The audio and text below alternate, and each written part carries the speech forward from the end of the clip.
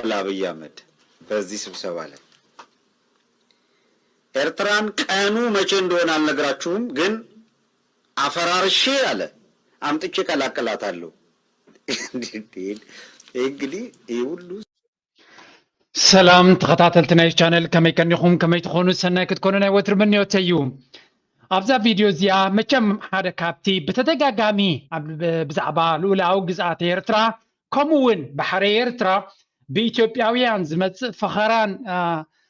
ዕንደራን ደረት የብሉን መወዳእታውን የብሉን ሕጂውን በተደጋጋሚ ኣብ ዝቕንያት ዝነፍስ ዘሎ ዝተፈላለየ ሓበሬታ ክንሰምዕ ኢና ምኽንያቱ ኣብዚ ጽኒሕ ኢለ ክነግረኩም እንታይ እዩ ዕላማ እዚ ኩነታት እዚ ካበይ ዝነፍስ ዘሎ እንታይ ስለተደልዩ ናይ ባሕሪ ድሌት ዲኮም ዝገብር ዘሎ ወይስ ካልእ ጉዳይ ክኸውን ዝኽእል ብሓደ ክንሪኦ ኢና እዚ ጉዳይ እዚ ምናልባት ዘረባዩ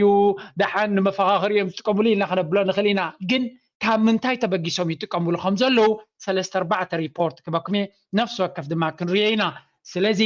ነፍሲ ወከፍ ሰብ ነዚ ነገር ክፈልጠሎ ክነቅሓሉ ክኽእል ኣሎ ህዝቢ ኤርትራ ድማ ንዘላለም ዘይደቅስ ኩነታት ከም ዘለዎ ክርድኦ ክኽእል ኣሎ ነዚ ሓደ መዕለቢ ክሳብ ዘይገበረሉ እምበኣር ነዛ ቪድዮ ላይ ግበርዋ ናብ ብዙሕ ሰብ ከም ትበፅሕ ግበርዋ ብሓደ ድማ ክንሪኦ ኢና what's happening መጀመርያ እንታይ ዘጋጥም ዘሎ ዝተፈላለዩ ሓበሬታ ስለ ዘለኒ እዚኣ ንእሽተይ ሓበሬታ ክንሰምዕ እሞ ለንቀነ ዝወፀት እያ ነይራ let's listen to this one please like this video ኤርትራን አለ አብይ አህመድ በዚህ ስብሰባ ላይ ኤርትራን ቀኑ መቼ እንደሆነ አልነግራችሁም ግን አፈራርሼ አለ አምጥቼ ቀላቀላታለሁ እንግዲህ ኤርትራ ማስ ምዃኑት መዓልታ ይፈልጥኒ ይብላላ ብሓደ ኣኺባ አብይ አህመድ ዝበለይ ዝበሃል ዘሎ ብዘይገድስ ግን እቲ ንሱ ዝበሎ ኢልወዲ ኣይበሎን ገለ ይኮናን እዚ ነገራት ተደጋጋሚ ዝመጽ እዩ እዚያ ዘረባኻ ይኮናን ዝያዳ ግን እንታይ ይብላ ኣሎ ንኤርትራ ፈንጢሐ ክሰርሓየ ወይ ድማ ከምቲ ናተይ ዝደልዮ ነገር ክገብራ ይብላ ኣሎ ንስማዕ የዳሓን በሺ የሚቆጠር ሰው ባለበት ነው ይሄን የሚናገረው መቼ እንደሆነ ቀኑን አልነግራችሁም ግን ኤርትራ የምትባል አገር ኤግዚስት እንዳትኖር አረጋታለሁ አፈራር so ማስ ምዃኑት መዓልቱ ኣይፈልጥኒ ሓደ ከም ዝኽብል ዝኽእል ሰብ ኣዝዩ ዝቁፀር እዩ ዝብል ዘሎ ዛዕባ ኤርትራ ኣብዚ ሕጂ ዘለዋ ጂኦፖለቲካዊ ፅልዋን ኣገዳስነትን ወላ ወታደራዊ ዓቕሚ እውን ኣብዚ እዋን እዚ ዘለዋ ወይ ዝእመነላ ዘሎ ኩነታት ከምዚ ዓይነት ኢሉ ክዛረብ ዝኽእል ሰብ ክህሉ ኣይክእልን እዩ ዝብል ዘሎ ኣብ ቀረን ኣፍሪካ ካልኣይ ድማ እንታይ ትብላ ኣሎ ንኤርትራ ኩሉ ነገር ፈናጢሐ ከምቲ ዝደልዮ ኣነ ክገብራየ ክትዕርየሉ ኣብ ዘይትኽእል ከውርዳየ መቼ እንደሆነ ቀኑን አልነግራችሁም ማስ ምዃኑት ዕለቱን ሰዓቱን ኣይነግረኩምን እየ እዚ ግን ክግበር እዩ ዝብል ዘሎ ግን ኤርትራ የምትባል አገር ኤግዚስት እንዳትኖር አረጋታለሁ አፈራርሼ አመጣታለሁ ከምዘይትህሉ ድማ ክገብራየ ኤርትራ ትባል ሃገር ከምዘይትህሉ ክገብራየ እዩ ዝብል ዘሎ ንቐፅል ይሄ ብቻ አይደለም አምጥቼ ቀላቀላታለሁ ካለ በኋላ አሰብን ብቻ ሳይሆን ነው ያላቸው አሰብን ብቻ ሳይሆን ቀይ ባህርን ጨምሮ ባለቤት ስለምንሆን so እቲ ዕላማ ድማ ኣብዚ ዝብሎ ዘሎ ከም ተኻለ ብጽሑፍ ዝብሎ አሰብ ገለመለ ዘይኮነ ንዓሰብ ጥራይ ኮንኮን ዝደሊ ዘለኹ ንብሙሉ ተሃገር እየ ዝደሊ ዘለኹ እዩ ዝብል ዘሎ ዝምንስ ማዓይ ጥራይ ደሓን ባለቤት ስለምንሆን ኤርትራ የምትባል ሀገር አትኖርም ማለት ዋናታታ ንሕና ክንከውን ስለዝኾና ድማ ኤርትራ ዝበሃል ዓሰብ ገለ ዘይኮነስ ኤርትራ ዝበሃል እውን ክህሉ ይኮነን እዩ ዝብል ዘሎ እና አፈርሳታለሁ አምጥቼ ቀላቀላታለሁ ቀኑ ብቻ ነው ማልነግራችሁ አላቸው አፍሪሴ ፋፋ ሐቢለ አውሽጥና ኸቷይ ማስ ምኻን ዕለቱን ሰዓቱን ግን ክነግረኩም አይኮንኩን ይብላል ይሄንን ማስታወሻ እያያዙ ሕጂ ዝዛረባ ግን ኣዝያ ኣገዳሲት ያስምዑዋ ይሰሙታል ያዳምጡታል ለይቶለታል ይሄ ሰው አብዷል ሳይሆን በቃ ዝም ብለው ያለ አንድ ኮሽታ ተመስጠው ይሰማሉ ቀጠለ አብይ አህመድ ስራ እየሰራን ነው ለቀይ ባህርና ለአሰብ እንቅፋት የሆነብን የኤርትራ ህዝብ ሳይሆን ህዝቡን አንበርክኮ እየገዛ ያለው መንግስት ነው አለ ተመልከት ካልእ ድማ ኣገዳሲ እንታይ ይብላ ኣሎ እናሰራሕና ኢና ዘለና ስራሕና ንቕፅል ኣለና ኢና ንኤርትራ ወይ ከዓ ነቲ ቀይሕ ባሕርን ዓሰብ ንኸይንጥቀም ከልኪሉ ሒዙና ዘሎ ወይ ዝዓፅወና ዘሎ ወይ ጠጠው ዘብለና ዘሎ ህዝቢ ኤርትራ ኣይኮነን ንብላ ኣሎ ህዝቢ ኤርትራ ሲ ኣይኮነን እንታይ ደኣ እቲ ንህዝቢ ኤርትራ ኣንበርኪኹ ጨፍሊቑ ሒዝዎ ዘሎ ስርዓትን መንግስትን ንሱ እዩ ሒዝና ዘሎ እዩ ዝብለኩም ዘሎ ስራ እየሰራን ነው ለቀይ ባህርና ለአሰብ እንቅፋት የሆነብን የኤርትራ ህዝብ ሳይሆን ህዝቡን አንበርክኮ እየገዛ ያለው መንግስት ነው አለ ተመልከት ህዝቡን አንበርክኮ እየገዛ ያለው መንግስት ነው እንጂ እንቅፋት የሆነብን የኤርትራ ህዝብ አይደለም ለአሰብ ሳይሆን ለቀይ ባህር ነው ያለው ለቀይ ባህርም ለአሰብም እንቅፋት የሆነብን እሱ ስለሆነ አፍርሼ አምጥቼ እቀላቀላታለሁ ለዛ ደግሞ ስራ እየሰራን ነው so again ህዝቢ ኤርትራ ደይኮነቲ ጸገም ኮይኑና ዘሎ እቲ መንግስቲ ኤርትራ እቲ ህዝቢ ኤርትራ ጨቁኝ ዘሎ መንግስቲ ንሱ ጸገም ኮይኑና ዘሎ እዮም ዝብሉ ዘሎ again ጽኔልና ብዝተፈላለየ መንገዲ ክንሪአና እዚ ኣቢ ኢሉ ወዲ ኣይበሎን ኣይኮነን ትሕቶ ኣብዚ ኣብ እንተዘይብሎ ነይሩ ወፂኡ ስቴትመንት ክቡ ምኻል ብተደጋጋሚ ዝመጽ ዘሎ ዘረባ እዚ ግን ንምንታይ ጽኔልና ክንሪአና እየሰራን ነው እዛ ያለውን አገዛዝ እናስወግደዋለን ደግሞ አለው ስራ እየሰራን ነው እዛ ያለውን አገዛዝ እናስወግደዋለን ነው ያለው ቸው እዚያ ታክሊብ ሓንቲ ነቐጽል ፕሪስ ላይ ግበሩ ዝተፈላለየ ኣብ መወዳእታ ተቕበኩም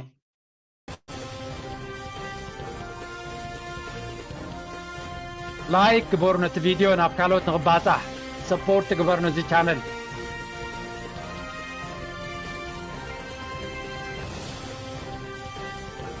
ዝሞቱ ተፈሊጦም just 1 second እዚኣ ኩነት እንደለየ ነይረ ክምለሳ ኢና ኣብዚኣ ንእሽተይ ኣናሊሲስ ኣላ ብዛዕባ ህልው ኩነታት ናይ ኢትዮጵያ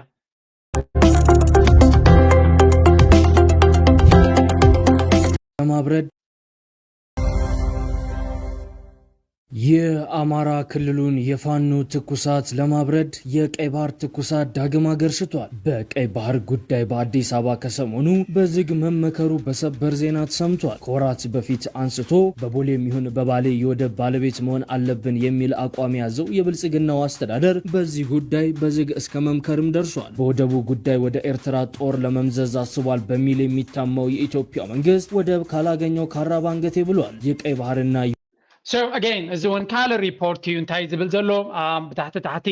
እቲ መንግስቲ ኢትዮጵያ ወይ ከዓ ብልጽግና ፓርቲ ዝበሃል ባሕርን ተዘይሒዝና ኣፍ ደገ ባሕርን ተዘይሒዝና ካራ ኣብ ክሳድና ከም ንሕረድ ዘለና እዩ ብምባል ከምኡ ዝብል ስታንድ ወይ ድማ ከምኡ ዓይነት መርገፂ ሒዙ ዝኸይድ ዘሎ ዝመስል ከምኡ እውን ነቲ ባሕሪ ንምሓዝ ዘድልዮ ወተሃደራዊ ምድላዋት ብታሕቲ ይገብር ኣሎ ዝበሃል ዘሎ ሓይሊ እውን ምዃኑ ናብዚኣ ቅድሚ ምላስና ግን እዚኣ ኣብ ደደቢት ወፂያ ዝነበረት ብዛዕባ እዚ ዝምልከት እስከ ንስማዕ ውሽጣዊ ጉዳይ ናይ ኢትዮጵያ እዚኣ ስፍሕ ዝበለ ትንተና ብዛዕባ እቲ ናይ ባሕሪ ጉዳይ ጂኦፖለቲካዊ ጉዳይ ክትዛረብ ስለ ዝኾነት ንውሕ ዝበለተ ክመለሳ ኢና ቅድሚ ናብኡ ምኻድና ግን ነዚኣ ክንሰምዕ ሓንቲ ግን ቅድሚ ኣብኡ ምኻዶም እንታይ ከም ዝፅበዮም ኣብ ኤርትራ ንኽፈልጡ እዚኣ ክንሰምዕ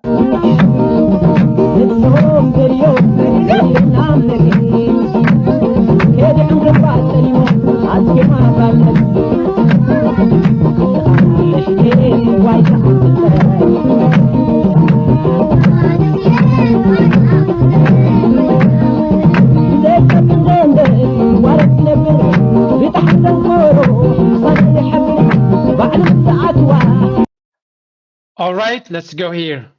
بسنكس سنة قرب صوري ستماي كابزوت وردان درتا طابع مسوب زرزروم كنسغر بحصر تزينات فليمنا لنا اب كتما عدغرات بعال مس اب كتما ጎንደር መንጎ ሰራዊት መንግስት ኢትዮጵያን ተስፋፋተ ጥዋት ፋኖን ዳግም አብስተወለ አገጭት እንታይ ንኽብለኩም እየ ዝገብር ዘለኹ ውሽጣዊ ጉዳይ ኢትዮጵያ እንታይ ከም ዝመስል ክንፈልጥ ስለ ዘለኹ እየ ብዙሓት ሰባት ከም ዝሞቱ ተፈሊጦም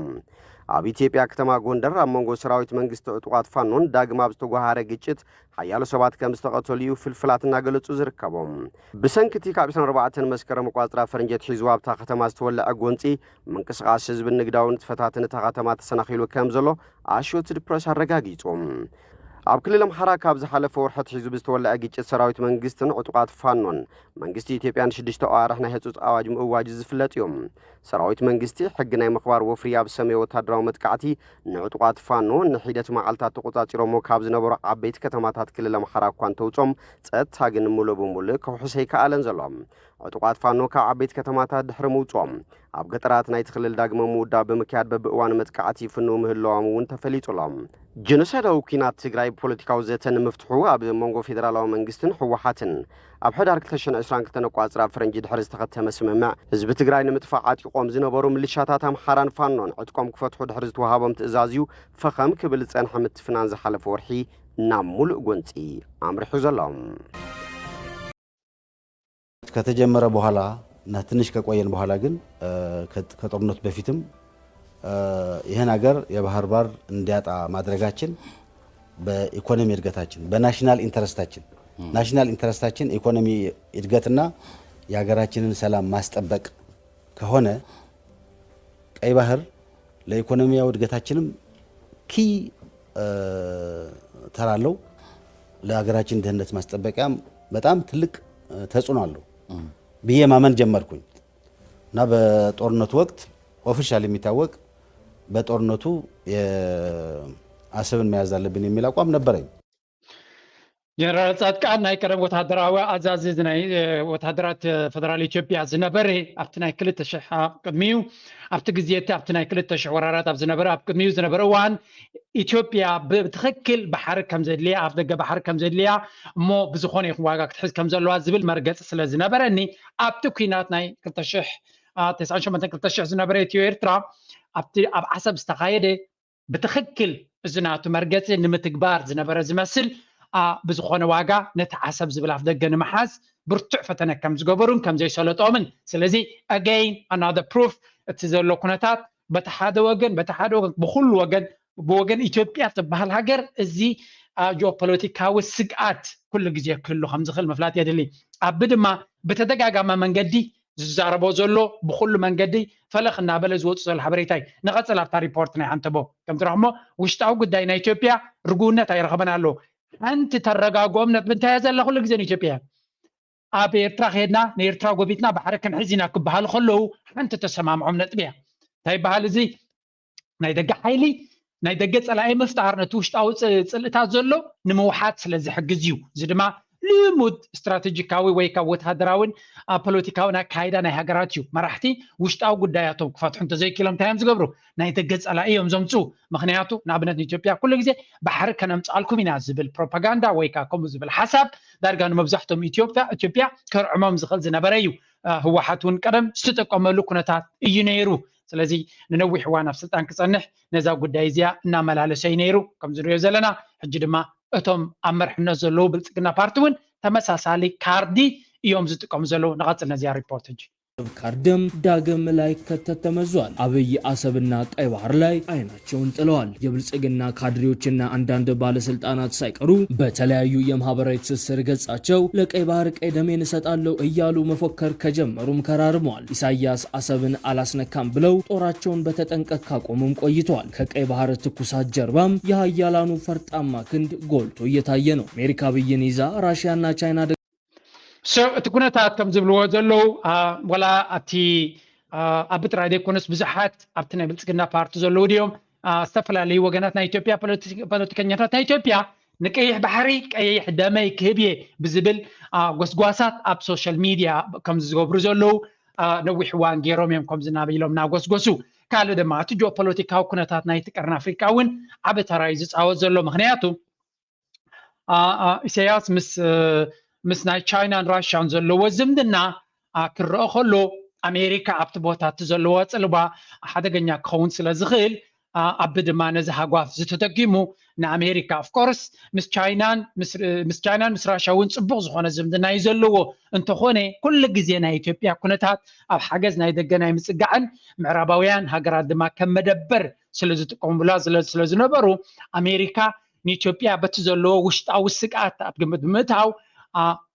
ሰራሕተኛ ወይ ካብ ምስኣቶም ክሰርሑ ከም ዝኽእሉስ እዚ ከዓ ንኢትዮጵያን ንኣሜሪካን ዘርብሕ ሓደ ነጥቢ ኣለዎም ንስኻ እንታይ እዩ ቀይሕ ባሕሪ ዝበሃል ንኤርትራ ኣፍሪስካ ወይ ነቲ ኤርትራ ኣሊኻ ወይ ነቲ ስርዓት ኣብ ኤርትራ ዘሎ ኣሊኻ ድዩ ብኸመይ መንገዲ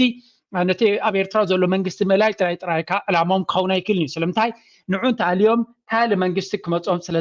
ስጋኣት ስለ ዘለዎም ኩሉ ግዜ ነቲ መንግስቲ መላይ ጥራይ ከም ታሽሙ ክሪእዎ ይክእሉን እዮም ስለዚ ነቲ ሃገር እውን ብዝተኻለ መጠን ንኽብትንዋ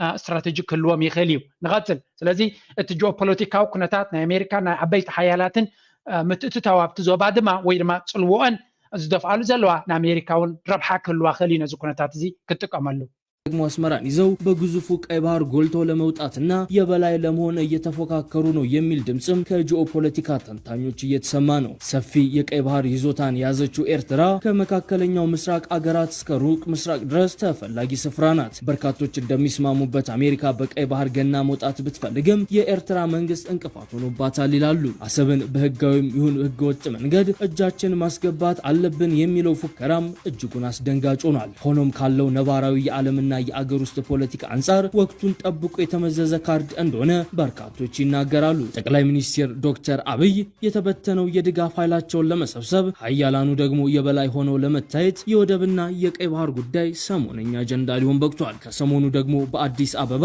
በቀይ ባህርና በወደብ ጉዳይ በዝግ መመከሩን ሪፖርተር ጋዜጣ በእሁድ እትሙ አስነብቧል። ሰሞኑን በአዲስ አበባ ለመጀመሪያ ጊዜ በቀይ ባህር ቀጠና የጸጥታ እንቅስቃሴ ላይ በመከረው ጉባኤ ኢትዮጵያ የወደብ ጥያቄውን በዲፕሎማቲክ አማራጮችና በትብብር ማዕቀፎች ላይ ትኩረት እንድታደርግም ነው ጥሪ የቀረበላት። የውጭ ጉዳይ ኢንስቲትዩት ከመከላከያ ዋር ኮሌጅ ጋር በመተባበር መስከረም 10 2016 የቀይ ባህር የደህንነት ሁኔታ ቀጠናዊ ምክክርና ትብብር መልክዓ ፖለቲካዊ መጠላለፍ በበዛበት ዓለም ወቅት በሚል ርዕስ ባዘጋጁት ጉባኤ ላይ መቀመጫቸውን በአዲስ አበባ ካደረጉ የተመረጡ የውጭ ዲፕሎማቶች፣ ተወካዮች፣ የዘርፉ ተዋናዮች፣ የመንግስት ተቋማት ተወካዮች፣ የፖለቲካ ፓርቲ ተወካዮችና ሌሎች ተጋባዦች በተገኙበት ውይይት ተካሂዷል። ውይይቱ So again እትኩነታት ኣብ አዲስ አበባ ኣዝዩ ኣገዳሲ አጀንዳ እናኾነ ይመጽእ ከም ዘለዎን ከምኡውን ነቲ ኩነታት እቲ ብኩሉ መዳይ ኣቢ ኩሉ ሓይልታቱ እና ኣኻኸበ ጽልዋታቱ ነቲ ዘለዎ ጽልዋታት ክሕግዞ ዝኽእል ዘበለ ሓይልታት ይክብ ኣሎ ኢትዮጵያ ኣቢ ልክዕ ከምቶም ካልኦት ቅድሚኡ ዝሓለፉ ኩሎም መራሕቲ ሓንቲ ካርድ ዘላቶ ነቲ ሃገር ኣብ ሓደ ጣውላ ከምፃ ወይ ኣብትናቱ ኣካይዳ ክእትዋ እንተኮይኑ ጉዳይ ናይ ኤርትራን ጉዳይ ናይ ቀይ ባህርን ይከውን ዝኽእል ምክንያቱ ንኩሎም ወገናት ናይ ኢትዮጵያ ኢንተረስት ከም ዘለዎም እዮም ዝፈልጣቡ ስለዚ እዛ ቴማ እዚኣ እዛ ቶፒክ እዚኣ ንመብዛሕትኦም ኢትዮጵያውያን ኣብ ሓደ ነጥቢ ከተምፅኦም ትኽእል ኮይኖም ስለዝስምዖም again ሕጂ እውን እዚ ኩነታት እዚ unfortunately ብዝሕዚ መንገዲ ናብኡ ገፁ ይኸይድ ከም ዘሎ እዮም ዝሕብሩ ዘለው እዚ ክሳብ ክንደይ ብዕቱብ ዝስራሓሉ ወይ ፕሮፓጋንዳ ነቲ ዘሎ ኩነታት ንምዝራግ ድዩ መንጎ ኢሳያስን መንጎ ኣቢን ዘሎ ኩነታት እውን ስቲል ንጹር ኣይኮነን ዘሎ ኣብ ደገ እዮም ዝራኸቡ ዘሎ ቃታዊ ርክብ የብሎምን ስለዚ እቲ ዲፕሎማቲክ ሪሌሽንሽፕ ኣብ መንጎ ክልቲኦም ዘሎ ርጉእነት ኣይሃበን ካልኣይ እውን ኣቢ እውን እንተኾነ ብተደጋጋሚ መንገዲ እነዚ ነገራት እዚኣ ካብቲ ስርዓቱን ካብቲ ፖለቲካናቱን ብዝተፈላለየ ክመፅእ ከሎ ኣትሪሩ እቲ ቤት ፅሕፈት ናቱ ይኹን ወላ እቲ ናቱ ስታፍ ነዚ ጉዳይ እዚ ብትሪ ዝኹንንዎን ከምኡ ይገብሩ ከም ዘየለውን ስለዘይገልፁ ዘለው እዚ እውን ዘደቅስ ኣይኮነን ነቶም ወረ እውን የገማድሕሎ ትብልዎም ዘለኹም ሓይሉ ዝቦም እዩ ምክንያቱ ኣብ ፖለቲካ ናይ ዓለም ወይ ከዓ ሚድያ ናይ ዓለም ክልተ መንገዲ እዩ ዘሎ ሓደ እቲ ፖለቲከኛ ትክክል እንታይ ከም ዝገብር ዘሎ እንተነጊሩካ ክትዛረብ ትኽእል ካልኣይ ድማ ዝኾነ ነገር ስፔኩሌት ወይ ጠርጢርካ ክትዛረብ ትኽእል ኢኻ እቲ መንግስቲ ብዛዕባ መግለፂ ክሳብ ዘይሃበ ድማ እቲ ፓብሊክ ሓቅነት ከም ዘለዎ ክቕበል ይኽእል እዩ ስለዚ እቲ መንግስቲ መፅኡ ፕሩፍ ክሳብ ዘይገበረ ዝሓሶት ምዃኑ እቲ ዝውረ ዘሎ ዝዝረብ ዘሎ ገለ ክውንነት ክህልዎ ከም ዝኽእል መንግስቲ ድማ ኩሉ ግዜ ዓብዪ ኢሉ ከይተዛረበ ነቲ ሓሳብ ንምስፍሕፋሕ እንታይ ዝገብር ብታሕቲ ታሕቲ ከም ዝገማዳሕ ክገብር ይኽእል እዩ ሓደ ስትራቴጂ ናይ ምዝርጋሕ ናይ አጀንዳ ናይ ፕሮፓጋንዳ ምዃኑ ድማ መገንዛብ የድሊ በኢትዮጵያ የወደብ ባለቤትነትና በቀጠናው ያለው የሀያላን አገሮች ፉክክር ላይ ያነጣጠረ ሲሆን በመድረኩ ሁሉም የቀይ ባህር ቀጠና አገሮች ዲፕሎማቶች ተሳታፊ ነበሩ። ጠቅላይ ሚኒስትር ዶክተር አብይ አህመድ በቅርቡ ከባለ ሀብቶችና ከሚዲያ ኃላፊዎች ጋር በተለያዩ መድረኮች አደረጉት በተባለው ንግግርም ኢትዮጵያ በተለያዩ አማራጮች የወደብ ባለቤት ትሆናለች ብለው መናገራቸውን የሚያመላክቱ መረጃዎች በስፋት ሲሰራጩ ነበር። በአዲስ አበባ ለመጀመሪያ ጊዜ በቀይ ባህር ፖለቲካ ላይ ባተኮረው መድረክ መድረክ በዋናነት ከተንጸባረቁ ጉዳዮች አንዱም የኢትዮጵያ ወደብ የማግኘት ጉዳይ ሲሆን በዚህ አጀንዳ ላይ ወደብ የመጠቀም መብት ወይስ የወደብ ባለቤት የመሆን ወደብን በኃይል የመውሰድ ወይስ በዲፕሎማቲክ መንገድ የማሸነፍ የሚሉ ሀሳቦች ተንሸራሽረውበታል። again ኣብተፈላለየ ካልእ እውን ብተደጋጋሚ ዋላ ብምዕራባዊ ሚድያ እውን ካቨሬጅ ረኪቡ ዝነበረ ንዓበይቲ ኢንቨስተራትን ናይ ሚድያ ንኣገደስቲ ፀለውትን ፖለቲካውያን ሓይልታትን ኣብ ዝተጋብኡሉ እውን እንተኾነ ብዛዕባ እዚ ጉዳይ እዚ ኣቢ ኣፉ ከፊቱ ብዝተፈላለየ መንገዲ ብኩሉ ዓይነት መንገዲ ወደብ ንክንረክብ ንገብሮ ዘለና ፃዕሪ ብኩሉ ይኹን መንገዲ ብዲፕሎማስያዊ ይኹን ብቁጠባዊ ይኹን እንተዘየለውን ብሓይሊ ተጠቂምና ኣፍ ደገ ባሕሪ ንክንረክብ ዘለና መደባት ኢሉ ከም ዝገለፀ ዝዝከር ኮይኑ እዚ ድማ ሎሚ ይኹን ሸለሊልካ ክሕለፍ ዝኽእል ኩነታት ከም ዘይኮነ ከነስተፍል ይግባአና። ናብ ካልእ ኢንተርቫል ክሳብ ንሓልፍ ንእሽተይ እሞ ክንሰምዓ ናብ ካልኣይቲ ናብታ ናይ መወዳእታ ቀሪበ እያ ዘለኹ ክንሓልፍ ኢና ማለት እዩ። ለስለስና ልርበ ውይይቱ ከ100 ሚሊዮን በላይ ህዝብ ያላትን አገር ወደብ አልባ ማድረግና በቀይ ባህር ቀጠና ላይ በሚከናወኑ ማናቸውም እንቅስቃሴዎች ማግለልን በዝምታ ማለፍ ለመጪው ትውልድ ፈተና ጥሎ መሄድ ነው ያሉት የቀድሞ የዲያስፖራ ማህበር ፕሬዝዳንትና የዓለም አቀፍ ዲያስፖራ ማህበር የቦርድ አባል አቶ እንድሪስ መሐመድ ናቸው። ከዚህ በፊት የነበረው የኔ ትውልድ አገሪቱን ወደብ አልባ ያደረጋትን ስህተት ማናቸውም አማራጮች በመጠቀም መፍትሄ ሊያመጣ የሚችል ስራ መሰራት ይገባልን ብለዋል። ወደብ የማግኘት ጉዳይ አማራጭ የሌለው በመሆኑ በሰጥቶ መቀበል እዚያም ባለፈ የኃይል አማራጮችን የመጨረሻ መንገድ ማድረግ እንደሚያስፈልግም ነው አቶ እንድሪስ ያስረዱት። የውጭ ጉዳይ ሚኒስቴር ኢንስቲትዩት ምክትል ዋና ዳይሬክተሩ አቶ መሳፍንት ተፈራ በበኩላቸው ከቀይ ባህር ፖለቲካ ኢትዮጵያን አግልሎ መቆየት የማይቻል በመሆኑ ማናቸውም ቀይ ባህርን የተመለከቱ ጉዳዮች ላይ ኢትዮጵያ የራሷ የሆነ ሚና ልትጫወት ግድ ይላታልን ብለዋል። ብዝተፈላለዩ መንገዲ ዘለዉ ኢትዮጵያውያን ፀለውቲ ናይቲ ዲያስፖራ ዝቕመጥ ህዝቢ ሓላፊ ከምኡን ካልኦት ኣገደስቲ ሰባት ጉዳይ ቀይ ባህሪ ንኢትዮጵያ ብዝኾነ ይኹን ነጥቢ ሸለሊልካ ክሕለፍ ዘይግብኦን እቲ ዝዓበየ ታሪካዊ ጌጋ ዝተፈፀመ እንተለውን ንኢትዮጵያ ካብ ቀይ ባህሪ ምእላይ ዝነበረ ቶፒክ እዩ። ስለዚ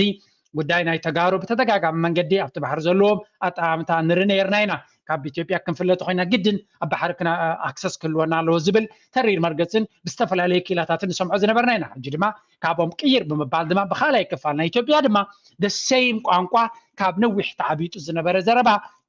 ተዓቢጡ ዘይኮነስ ዝነበረ ብኩሉ መንገዲ ዘይሰርሐ ገይን ደንጊፆም ኣይኮኑ ክሳብ ሎሚ ባሕሪ ዘይረኸቡ ኩሉ ፈቲኖም ስለዘይሰለጦም እዮም።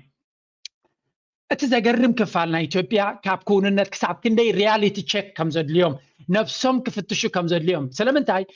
ትማሊ ነቲ ኣብ ሰሜን ዝተኻየደ ኣብ ሰሜን ኢትዮጵያ ኣብ ትግራይ ዝካየድ ዝነበረ ውግእ ኣቢ ብፍጹም ክስዕሮ ዘይከኣለ ጥራይ ዘይኮነሲ ኢቭን ምስ ገለገለ ካብ ሰማዕኩ ሓበሬታ እቲ ኩነታት ኤርትራ እንተዘይትሕግዞ ነይራ ትግራይ ተመሊሶም እውን ነቲ ስልጣን ክሕዝዎ ምኽኣሉ ዝብል ሓበሬታውን ምስ ገለ ብዛዕባ እቲ ጉዳይ ዝፈልጡ ሰባት ዝዕለልክዎ እዩ። እንታይ ኢሎም ኤርትራ ሰራዊት ናይ ኤርትራ እንተዘይሕግዞ ነይሩ ኣቢ ህወሓት በቲ ዝነበረ ቲዲኤፍ ማለት በቲ ዝነበረ ሓይሊ ተመሊሱ ነቲ ስልጣን ክሕዞ ምኽኣለ ነይሩ ዝብል ገምጋሙን ኣሎ። እዚ ኸ እንታይ እዩ ወላ ሓንቲ ወታደራዊ ዓቕሚ ከም ዘይብሉ ወታደራዊ ዓቕሚ ኣለዎ እንጂ ግን ብፍጹም ምስቲ ናይ ኤርትራ ዝነበረ ዓቕሚ ክወዳደር ዘይክእል ከም ምዃኑ ጥራይ ዘይኮነስ እቲ ናይ ኤርትራ ወታደራዊ ሓይሊ እንተዘይሕግዞ ነይሩ እውን እንተኾነ እቶም ህወሓት ኣብ ሓፂር ግዜ ኦርጋናይዝ ዝገብሮም ሰራዊት ኣዲስ ኣበባ እዮም ነቲ ስልጣን ክርከቦ ይኽእሉ ነይሮም እዮም ዝብል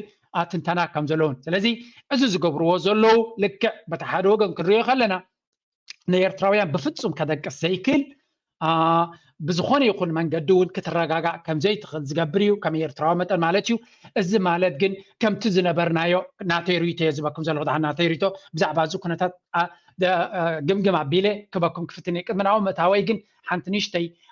ቅድሚ ሕጂ እውን ኣብ ዝቐሪበያ ነይረ ግን ሞር ሓበሬታ ኣለዋ እዛ ኩነታት እስከ ንስማዕያ ንእሽተይ ካብቲ ሪፖርት ናቶም ዝሃብዎ ነይሮም ኢንተርናሽናል ሚድያ። Abiy Ahmed wants to increase economic growth, but how far is he prepared to go? And what could Ethiopia's neighbours offer? This is Inside Story.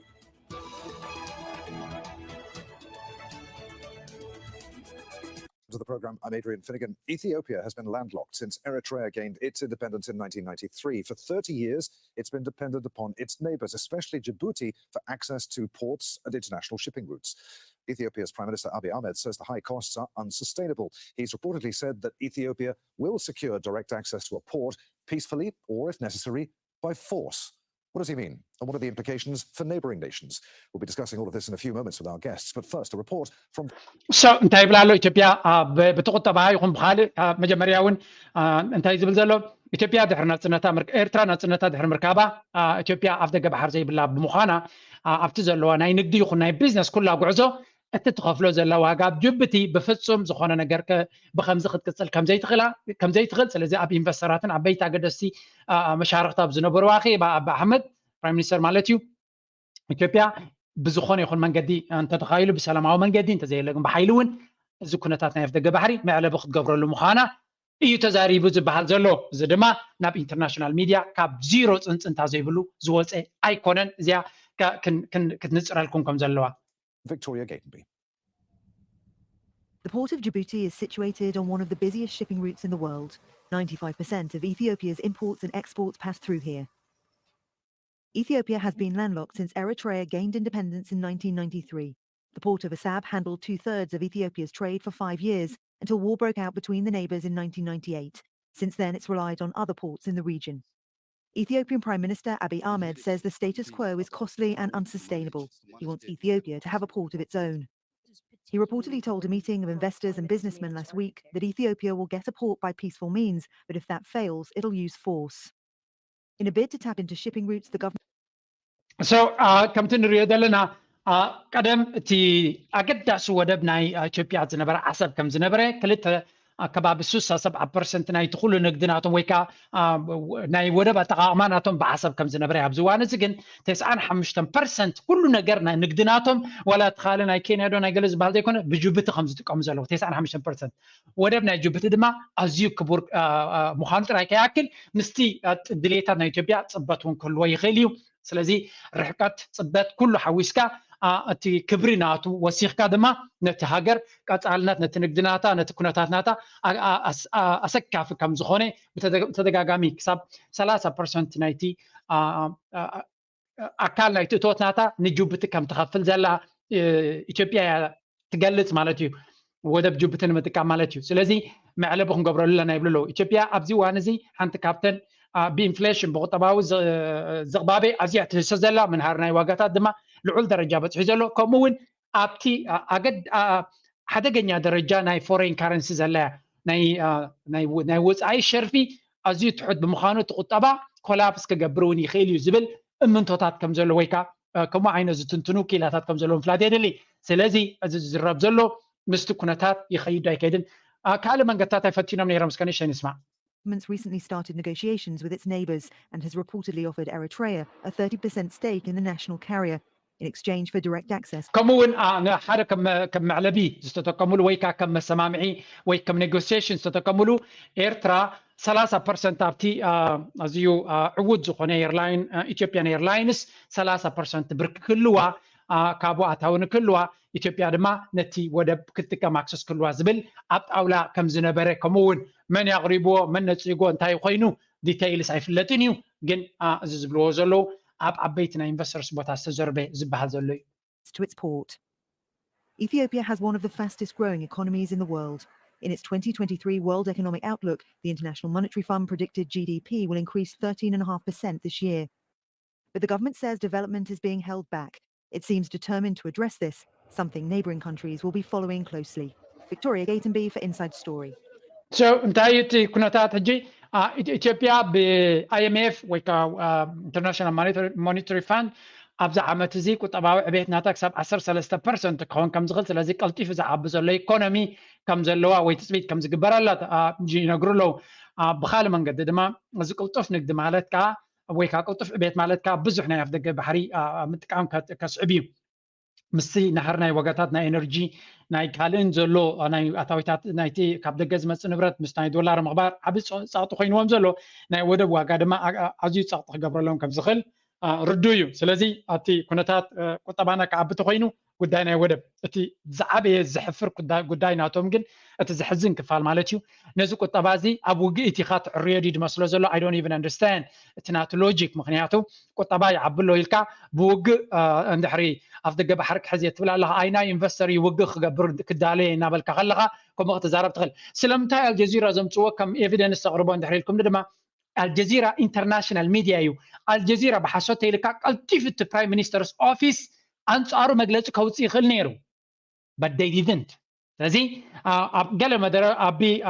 هاوسي كم زي بمسكورة وابتنا زمدنا خنجبر ندلينا يلو but it doesn't address immediately نتا claim تاع ስለዚህ كم زي عين زيرة مسير ترازلهم زمدنا بقمد متى قلتيف أنصارو خجبر كزارب زخل نيرو انت زخون of course اب ساوث أفريقيا تراخيبهم نيرو ميم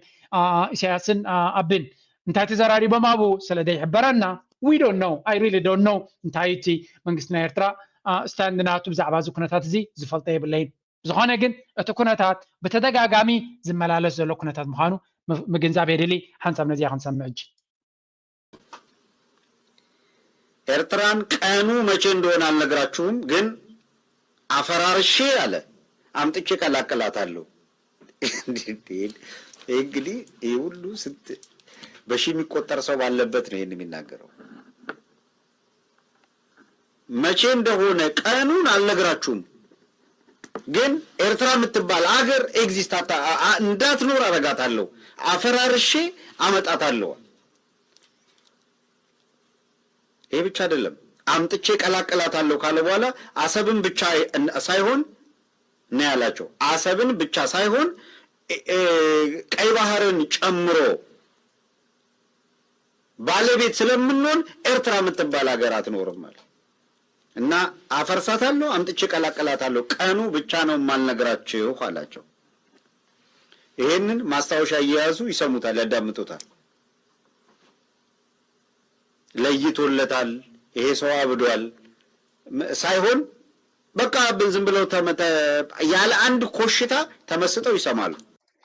سو تكونتات كم تري وزن لهم يهون نفسه كفسب نكحو كتمتون يا كفلتو زلهم كونتات كوينو سلة سمعني even ولا ميت حق أن تزيبلو إذا كونتات زي كساب كندي سقعت نتهاجر كم زلو لولا ونتادو نتادو زبل بإثيوبيا كجهاز كم زخيل كل سب كستوعلو لك خلاله سلزي it's very very important إن تكونتات أقليل كاكتريو كم زيبل كان كل سب دما كنك حلهم زلو كم زحبريتا كله خلو كم كفتني again زي حسوت كوني زمنانه تمنيتي مالتي كم جورجو حسوت كون اللي يزدلي مغنياتو زي قرن افريقيا سلامن معبالنا من يلو مبر وجن عقرقرنا يكونان من يلو زين كم زي عينتنا تزاربكا سلام ايصوعني اذا سمع حافشاكن بليز نزي channel سبورت غبرو ناتكم ريتو ناتكم حسابات من البات ابديت تالنت لكم حبريتا غدفو كوسق زغبون تولا كومنت غدفو كابت كومنت هم سبكم مهار سلازغنا بالكو نايلو مهار است ابزخن ودينا لايك اند سبورت غبرنا بالكو كسنابتكمي تصبغوا تشاو كخير لي حمدي هو ناس بحري عتمنيو بتاريخ زرس تايكوينيو بزي بالعزقوس كيو مسلو نعشاقي مسلو إنس خزبس أما تخلي زلو همو قلبو نوا عدي بلالو سبحة كل دمي بحره يطاري من همو قلبو